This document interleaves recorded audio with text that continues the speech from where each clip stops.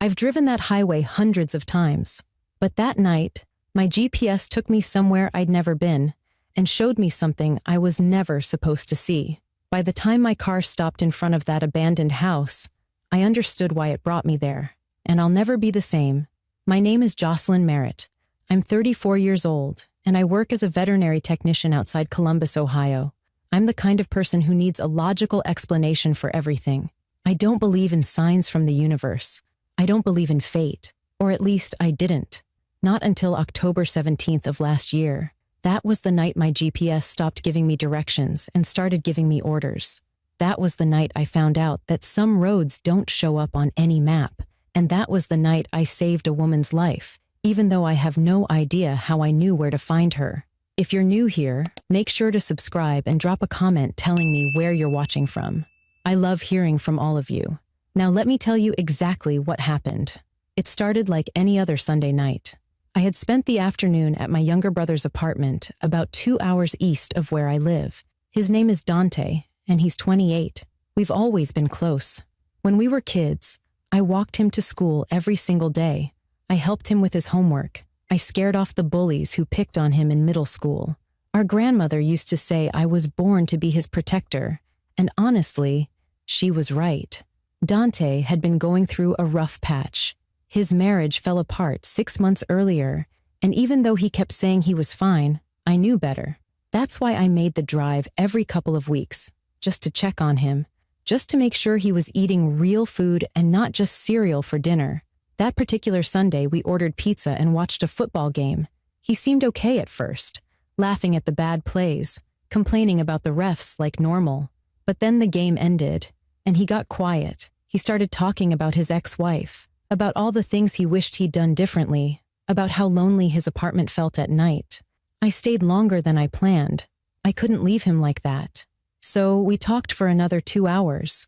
I told him what I always tell him, that he's going to get through this, that better days are coming, that I'm always just a phone call away. By the time I finally hugged him goodbye, it was already past 9:30. I was tired, that deep kind of tired that settles into your bones when you've been the strong one for too long. I wanted nothing more than to get home, let my dog out, and collapse into bed. The night was cold and clear. October in Ohio means you can see your breath, and the stars look sharper than they do any other time of year. I got into my car, plugged my phone into the charger, and set my GPS to home. I didn't need directions. I knew that route so well I could probably drive it with my eyes closed. But I liked seeing the estimated arrival time on the screen. It made me feel like everything was planned out, predictable, under control. I pulled onto the highway and settled into the drive. The road was mostly empty at that hour, just a few trucks passing by, their headlights bright against the darkness. I had a podcast playing, something about unsolved mysteries that I only half paid attention to. My coffee was still warm in the cup holder. Everything felt normal. I passed all the usual landmarks. The old grain silo that's been leaning to the left for as long as I can remember. The gas station that closes at 8 no matter what. The crooked billboard advertising a church I've never seen anyone attend. Every mile marker was exactly where it should be. My mind kept drifting back to Dante. I thought about our grandmother, who raised us after our parents split up. She passed away 4 years ago, but I still hear her voice in my head sometimes. She made me promise to always look after Dante, and I took that promise seriously. Maybe too seriously. Sometimes I wonder who's supposed to look after me. I was about 40 minutes into the drive when it happened. The GPS screen flickered once, and then a calm, robotic voice filled the car. Rerouting. I frowned and looked at the screen. The blue line of my route had changed completely. Instead of staying on the highway for another 30 miles, the GPS was directing me to take the next exit onto a road I had never seen before. I didn't think much of it at first. Sometimes these apps find a faster route. Sometimes there's traffic up ahead, but something felt off. The highway was empty. There was no reason to reroute. I watched the new path on the screen. It was taking me onto a county road that wound through farmland, deep into an area I didn't recognize. The road had a number instead of a name. County Road 441. I told myself it was fine. Maybe there was construction ahead that I didn't know about. Maybe the GPS knew something I didn't. So I took the exit. The moment I turned onto that road, everything changed. The streetlights disappeared. The houses disappeared. The moon was hidden behind clouds, and my headlights were the only source of light for what felt like miles. Trees pressed in close on both sides of the road, their bare branches reaching toward my car like fingers. I slowed down. This didn't feel right. I had lived in this area my entire life, and I had never seen this road. I didn't even know it existed. That's when I decided to override the GPS.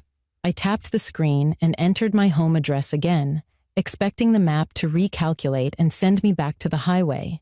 The screen flickered, and then it went black. For a moment, I thought the whole system had crashed, but then white text appeared in the center of the screen. Simple letters against a dark background. "You'll understand in 5 miles." I stared at those words, and my entire body went cold. My first instinct was to slam on the brakes and turn around. Every part of my brain was screaming at me that something was deeply wrong. GPS systems don't send text messages. They don't communicate like that.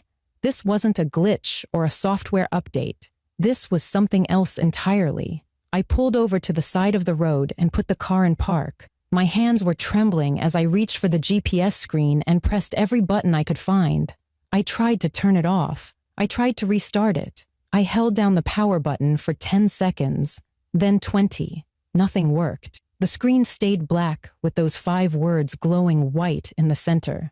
"You'll understand in 5 miles." I grabbed my phone to call someone, anyone, Dante, the police. I didn't care who answered, but when I looked at the screen, my stomach dropped. No signal, not a single bar. I held the phone up toward the windshield, then toward the passenger window, hoping to catch even a weak connection. Nothing. I was completely alone on a road that shouldn't exist, with a GPS that had stopped taking orders and a phone that couldn't reach the outside world. I sat there for what felt like 5 minutes, trying to calm myself down. I told myself there had to be a logical explanation. Maybe I had driven into some kind of dead zone. Maybe the GPS was malfunctioning because of a bad software update. Maybe I was just exhausted and overthinking everything. But no matter how many excuses I made, I couldn't shake the feeling that something was waiting for me at the end of those 5 miles. I thought about turning around. The road was narrow, but I could manage a 3-point turn if I was careful. I could go back to the highway and take the long way home. That was the smart thing to do. That was what any reasonable person would do. But I didn't. I don't know why. Maybe it was curiosity. Maybe it was stubbornness. Or maybe it was something deeper, something I couldn't name. I put the car back in drive and kept going. The road stretched out ahead of me, swallowed by darkness beyond the reach of my headlights. I drove slowly, maybe 25 miles per hour, watching the odometer tick upward. Every 1/10 of a mile felt like a countdown to something I wasn't ready for. At mile 1, I passed an abandoned car on the side of the road. It was an old sedan, rusted and covered in dead leaves. The windows were smashed in, and the driver's side door was hanging open like someone had left in a hurry. I didn't stop to look closer. I didn't want to know what had happened there. At mile 2, I saw a mailbox standing at the edge of the road. It was painted white, but the paint was peeling and the wooden post was rotting at the base. I looked past it, expecting to see a driveway or a house, but there was nothing, just trees and darkness. A mailbox with no home to belong to. At mile 3, my headlights caught something in the ditch on the right side of the road. I slowed down and squinted through the windshield. It was a child's bicycle, pink with white streamers on the handlebars. It was lying on its side in the dead grass, the front wheel bent at an unnatural angle. I felt a chill run through my entire body. I pressed the gas a little harder. At mile 4, the trees began to thin out, and I could see open fields on both sides of the road. The clouds shifted, and for a moment, the moon broke through. Its pale light illuminated the landscape, and I realized I was driving through what used to be farmland. The fields were overgrown now, choked with weeds and wild grass. In the distance, I could see the silhouettes of old barns and silos, their shapes black against the dark blue sky. And then I saw the house. It appeared at the end of the road like it had been waiting for me. A two-story farmhouse with a wraparound porch and broken windows. The paint had peeled away years ago, leaving bare gray wood exposed to the elements.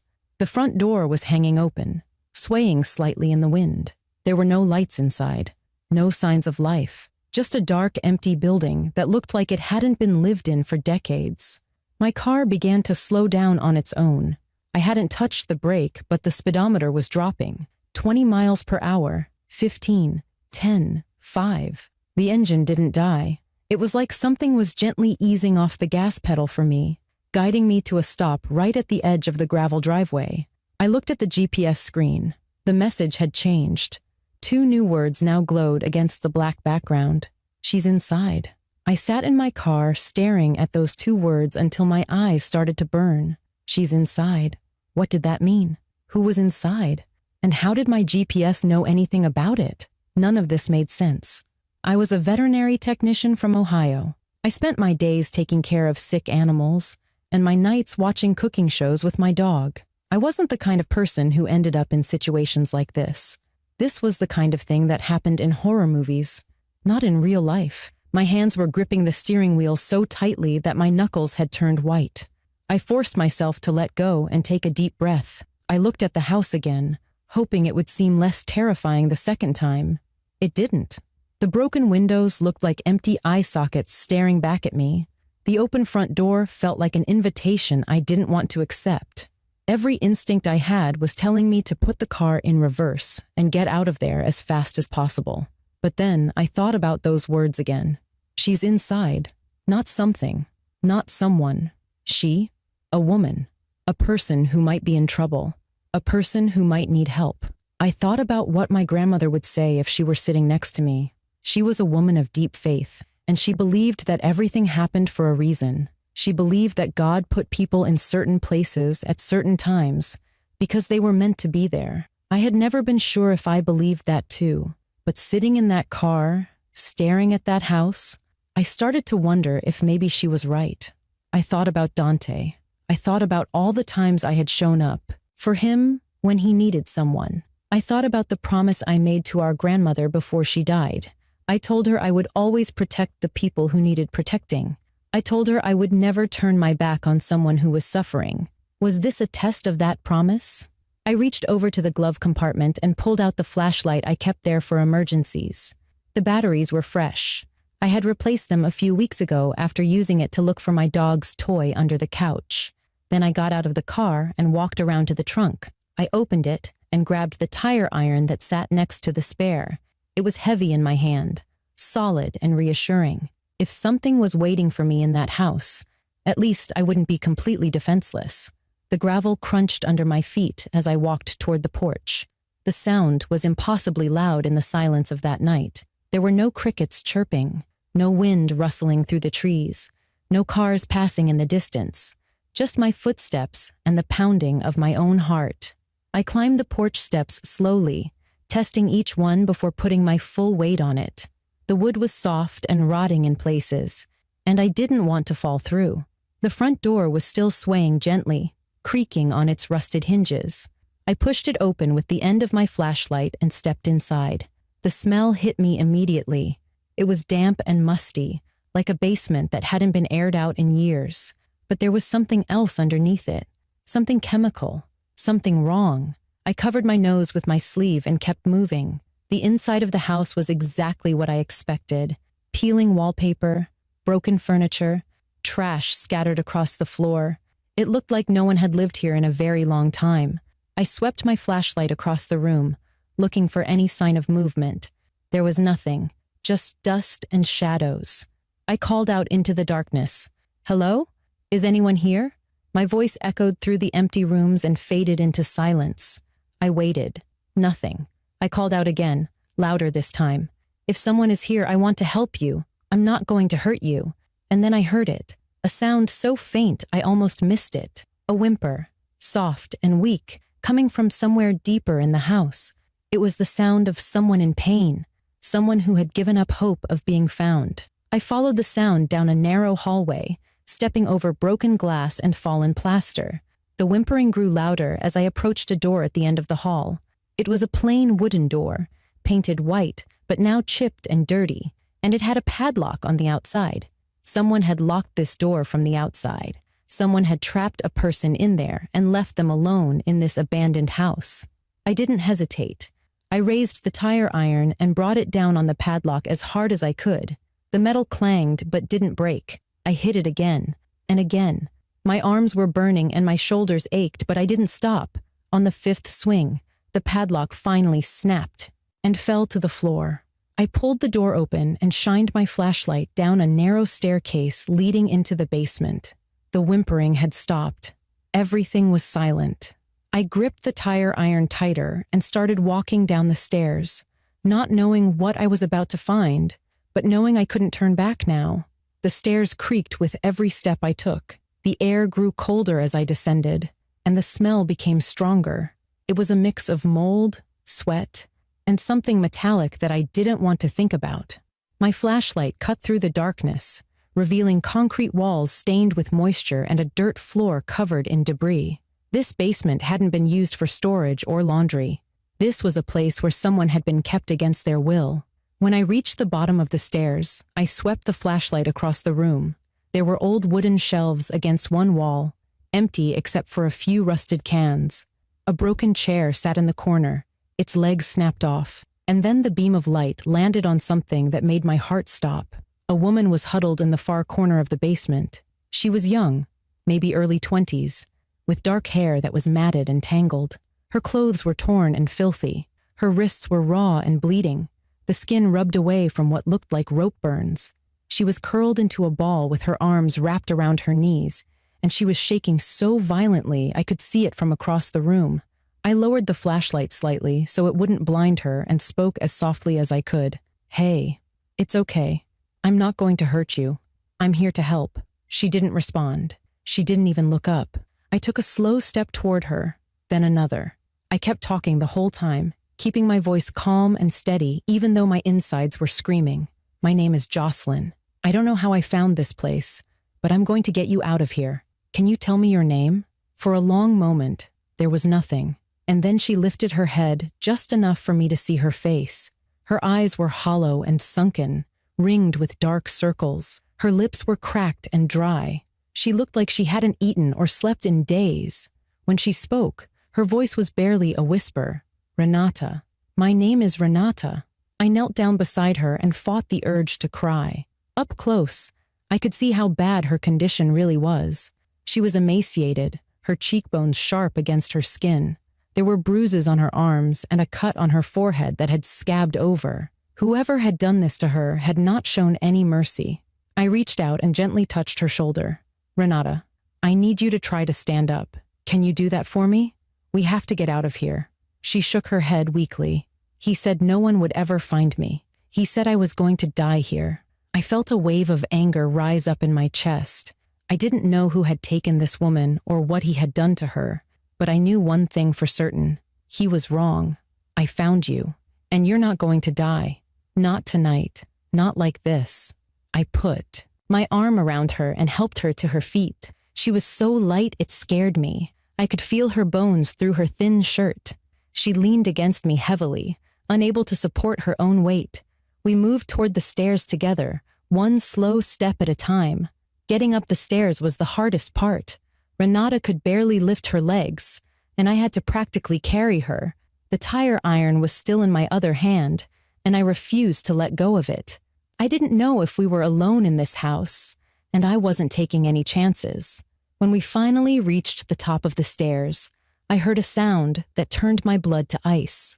A car engine. Somewhere outside, headlights were cutting through the darkness. Someone was coming down the driveway. I didn't stop to think. I half carried Renata through the hallway and out the front door. The cold night air hit us like a wall, but I didn't slow down. I could see my car still sitting at the edge of the driveway, and I could see another set of headlights approaching from the road. Whoever was coming, they were going to arrive in less than a minute. I threw open the passenger door and helped Renata inside. She collapsed against the seat, too weak to even fasten her own seatbelt. I ran around to the driver's side, jumped in, and turned the key. The engine roared to life. I slammed the car into reverse and hit the gas without looking back. The tire spun on the gravel before catching, and we shot backward down the driveway. I could see the other vehicle now. It was a dark pickup truck, and it was getting closer. I didn't wait to see who was driving. I spun the wheel, turned the car around, and floored it down that dark county road. I didn't stop driving until I hit the highway. The moment my phone showed one bar of signal, I called 911 and told them everything. The police arrived within 20 minutes of my call. I had pulled over at a gas station on the highway, the first sign of civilization I had seen since leaving that house. Renata was drifting in and out of consciousness in the passenger seat, and I stayed with her the entire time, holding her hand and telling her she was safe now. When the ambulance came, the paramedics had to gently pry her fingers away from mine. She didn't want to let go of me. I didn't want to let go of her either. I spent the next several hours at the police station giving my statement. I told them everything. The GPS rerouting on its own, the message on the screen, the abandoned house at the end of the road, the padlocked basement door. They listened without interrupting, but I could see the confusion on their faces. They didn't know what to make of my story. Honestly, neither did I. Over the next few days, the details of Renata's case began to emerge. Her full name was Renata Osman. She was 23 years old and had been a nursing student at a college about 40 miles from where I found her. 11 days before that night, she had disappeared from a grocery store parking lot. Her family had been searching for her ever since. They had put up flyers. They had organized search parties. They had begged the local news to cover her story, but no one had any leads. It was like she had vanished into thin air. The man who took her was a drifter named Carl Breton. He had a criminal record that stretched back 15 years, including charges for assault and kidnapping in 2 other states. He had been watching Renata for weeks before he grabbed her. His plan was to hold her for ransom, demanding money from her family in exchange for her safe return. But when her family couldn't come up with the amount he wanted, he abandoned the plan. He left her locked in that basement with no food and no water, intending to let her die alone in the darkness. The police caught him 2 days after I rescued Renata. He was pulled over for a broken taillight about 60 miles south of the farmhouse. When they searched his truck, they found rope, duct tape, and a hunting knife. He confessed to everything within hours. The detective who called to tell me said that if I hadn't found Renata when I did, she would have been dead within 48 hours. Her body was already shutting down from dehydration and starvation. I visited Renata in the hospital a week after that night. She was still weak, but the color had returned to her face, and her eyes had life in them again. Her mother was sitting beside her bed, and when she saw me walk through the door, she stood up and pulled me into a hug so tight I could barely breathe. She kept saying thank you over and over again, tears streaming down her cheeks. She called me a guardian angel. She said I had given her daughter back to her. I didn't feel like an angel. I just felt like someone who had been in the right place at the right time. Or maybe the right place had found me. The police and several tech specialists examined my GPS system after that night. They pulled it apart and analyzed every piece of software and hardware they could find. There was no explanation for what happened. No evidence of hacking. No record of the reroute in the system's history.